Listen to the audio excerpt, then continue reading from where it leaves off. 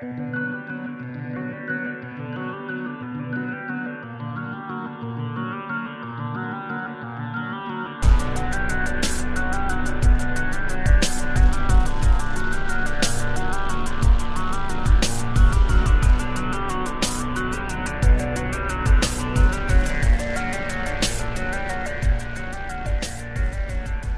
and welcome back to Cult Leader. I'm your cult leader, Spencer Henry, and it's Friday, which means that this is a little leader. She's not like the regular episodes, okay? She's littler. She is casual. We are shooting the shit. We are grifting the grift. We're not grifters here, okay? Nobody's getting into anything like that. Calm down. It's just our weekly cult meetup where I share some of the stories that you all send to me. And if you have a story you'd like to share with the cult, what you're going to want to do is you're going to want to open up your email, click new email. In the subject line of that email, you're going to want to put little leader, L-I-T-E-R, little leader, and address that email to spencer@cultleader.com. And you might hear it on an upcoming episode. Or there's another option. Maybe I don't love writing, Spencer. Maybe I don't like to write emails. What should I do? Well, pick up that phone, dial 747-322-0273, and you can leave me a voicemail up to 3 minutes. And if you feel like you're approaching that 3-minute mark, go ahead, hang up, come back. I'll find it. I promise I can find the part 2. And you might hear that, you, on a podcast, your podcast debut. What is up, Cult Babes? Okay, fucking crazy ass weekend. I mean, crazy. My sister was here. She's got 2 kids. It was a lot. We had my sister, her husband, and their 2 children. Hank, who is just still, he's not even 1 yet. So he's just laying around most of the time, but he is a happy baby. And then we had Leo, who is also just the sweetest little guy, but he is in his terrible twos. Okay, I was getting some lessons on parenting this weekend, and I got to give it up. I don't know how she does it. I don't know how any of you do it with kids, because it feels like you just truly never have moments of absolute peace.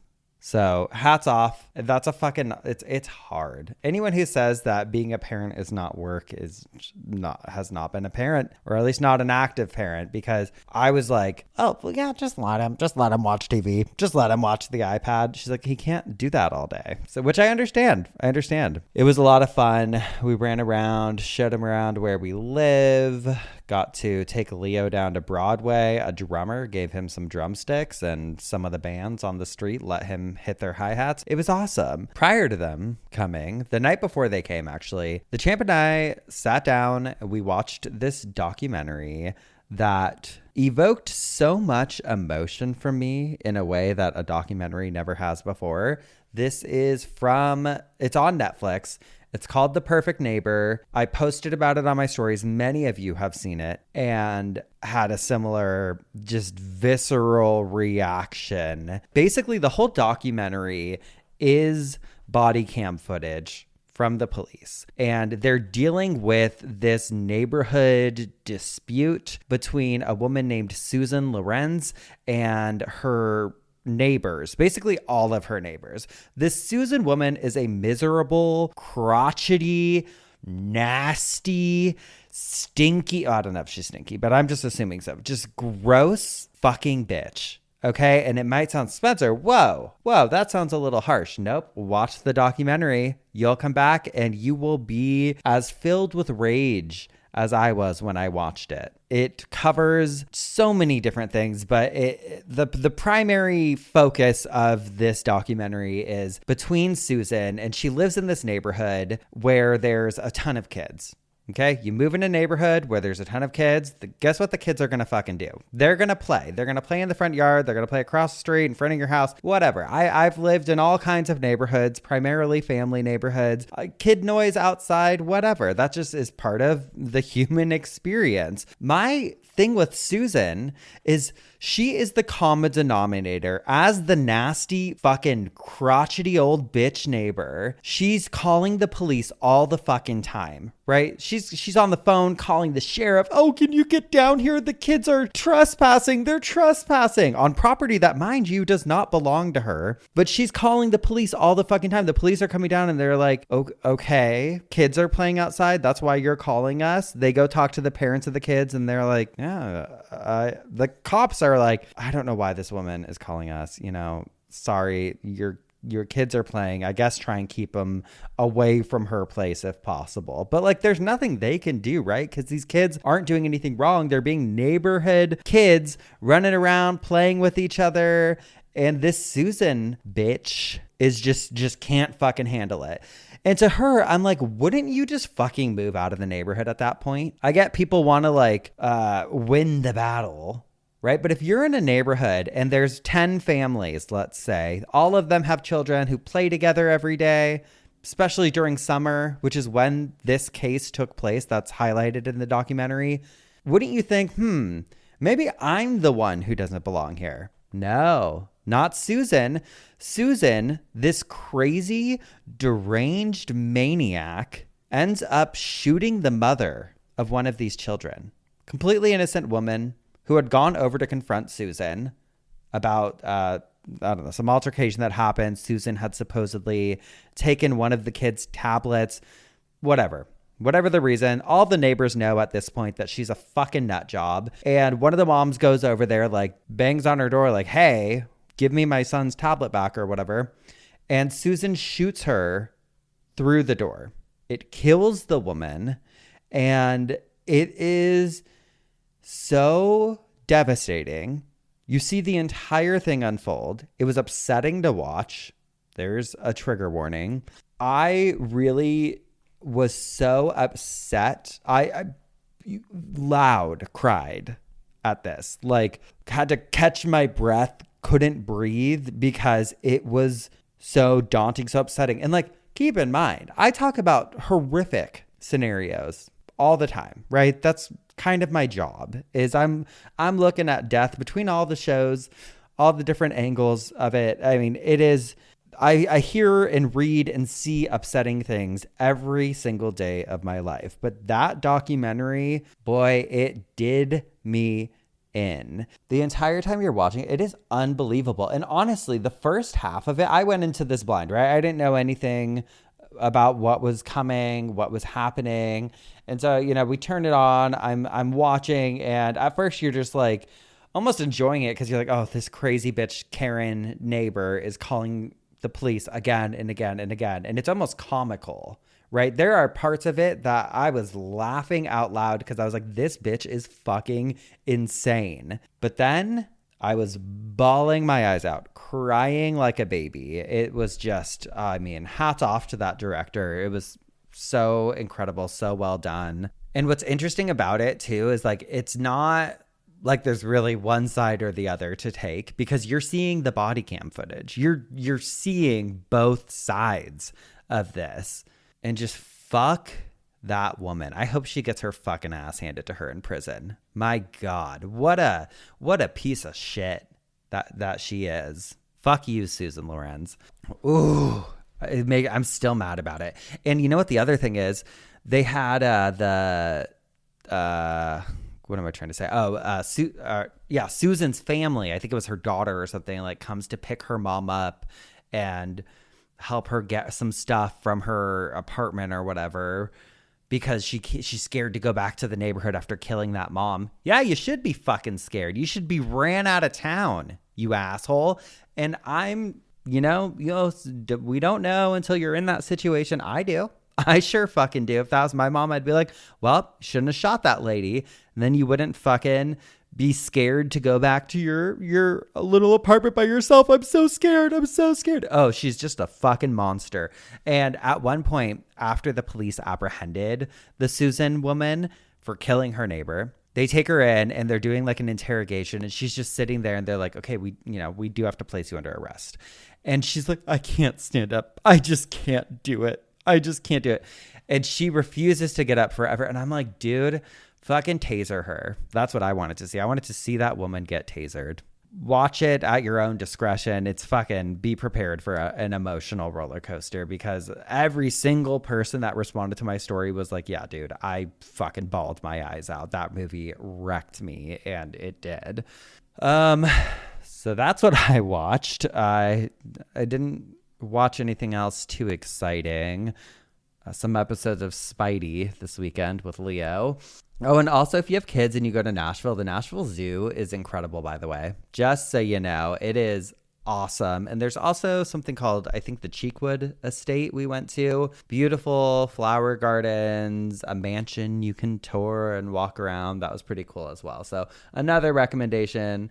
If you have kids and you're going to Nashville and you're needing something kid-centric, it was cool because most of everyone who has visited us so far is adults. So we're doing different things based on people's personalities and what they're into. But it's fun when kids come because then you make discoveries that you probably otherwise wouldn't. All right, on to you guys. I got a ton of emails about Paula Sims. So let's just read those, okay? I got a lot. That was from the episode that went out last week, I believe. And one person emailed and they wrote, Paula Sims. So my question on the Paula Sims parole would be, why is it that she only got postpartum psychosis with her daughters and not her son? Was there like some reason that having daughters was triggering to her? Or is that how it just played out? Or just plain old gender preference infant femicide? You're the best. Your cult babe, Callie. Callie, yeah, I think it was just plain old gender preference infant femicide. If you ask me, again, what do I know, right? Just a dumb bitch with a microphone. He's not a doctor. He's not a psychologist. There could absolutely be something there. I don't know. I've never seen anything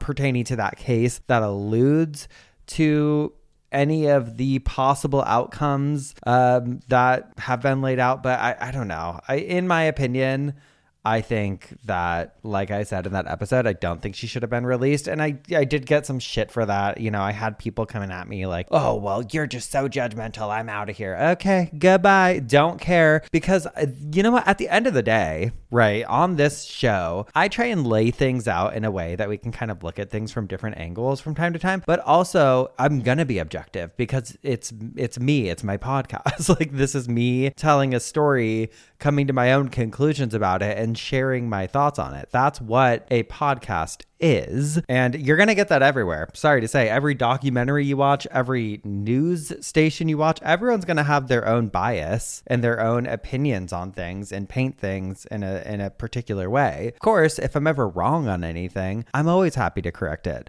I've never once been like, nope, I'm standing my ground and you can't tell me otherwise. I love hearing other people's opinions. That's what makes this fun. Otherwise, I'd just be fucking talking to myself in a room. So I don't really know, but in my opinion, that's one of the things that's so strange to me about that case in particular is like, okay, you kill a daughter, have a son, have another daughter, and then kill that daughter. Why not the son?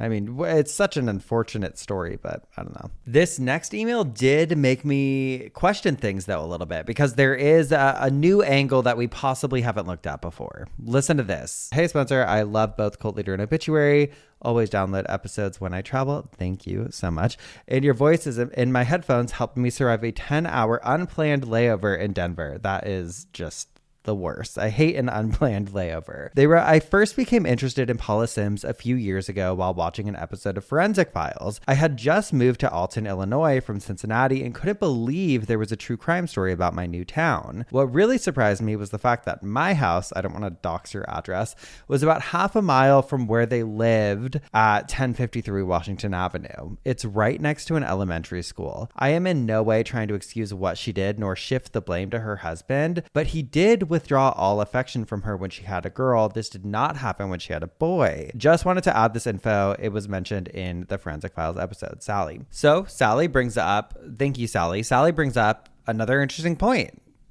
Was she so affected by her husband seemingly withdrawing from her after giving birth to the girls? That is something that happens. I mean, fuck. You even go online and you scroll through those like baby pregnancy reveal or gender reveals, and you see sometimes the husband's reactions when they find out that the wife is having a daughter and they're just defeated, or the mom, or other people sometimes. And you're like, what the fuck? You have no stake in this game. It's so weird to me that people, I mean, obviously, I honestly think it's natural. Probably you're leaning more towards like, oh, I want to be, a girl mom, or I want to be a boy mom. But you get what you get. That's the thing about it. And I don't know, it feels weird to me if you do have a negative reaction to then take that and post that online. Or some of these moms will post a pregnancy announcement thing or like a gender reveal, and the husband's clearly upset by it, and it's like, girl, why are you post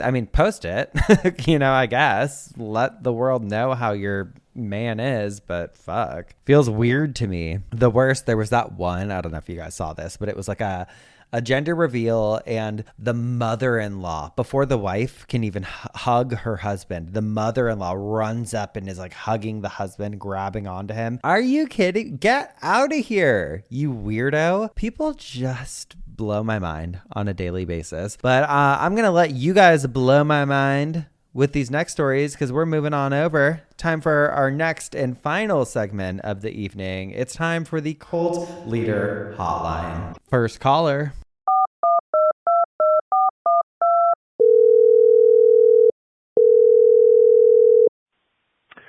Hi, first time caller. Oh my god. Can't believe I finally actually wrote down this damn number. All right, so I'm calling in from Atlanta, Georgia. The story is about Alabama. So I feel like it fits a little bit much more on like the obituary podcast. But anyways, know your full rights, like whenever like you're dealing with a dead loved one, funeral home or whatever. Basically I just wanted to say a little story about how I saved some money whenever my grandma died, because the funeral home was trying to overcharge me and I didn't quite like that. We essentially owned the burial plot that she was buried on, and they tried to charge me $450 to put her tombstone down, that I already owned the land and the tombstone. So what me and my mom did, which I'm from Alabama, we're a little redneck. What we did was we broke into that damn cemetery, redacted cemetery in Alabama, in the middle of the night, and we put that bitch down. I dug a hole, and I put that tombstone in the ground and saved myself $450 at 3 a.m. in the morning with my mama. But anyways, hi, my name's Saliva. I'm a drag queen in Atlanta, Georgia. It's like Elvira, but real nasty about it. But anyways, yeah, if you want to save some money, just break into the cemetery and put a tombstone down.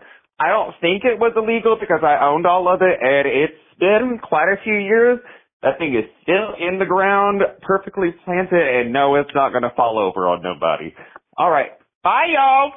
Wait, you have the best energy ever. I love this. I think this is a first for the Cult Leader Hotline. I don't believe we have ever had a call from a drag queen. So thank you, Saliva, for bursting our cherry, bursting and busting our cherries over here. Listen, just like any other industry out there that caters to the public, there are predatory funeral homes. Hell, we've talked about a lot of them on Obituary that do try and take advantage of people. And I love that you stood your fucking ground. You said, Mama, get in the car, 3 a.m., or we're going to the cemetery and we're going to do it our damn selves. Because, yeah, that's ridiculous. I've heard of other stories where they do try and implement these like setting fees for putting the tombstone up. And it's like, go fuck yourself. What do you mean? You're going to charge me for something that I've already paid for, that I'm already paying an exorbitant amount of money for during a time of despair, a time of grief. You're going to fucking tell me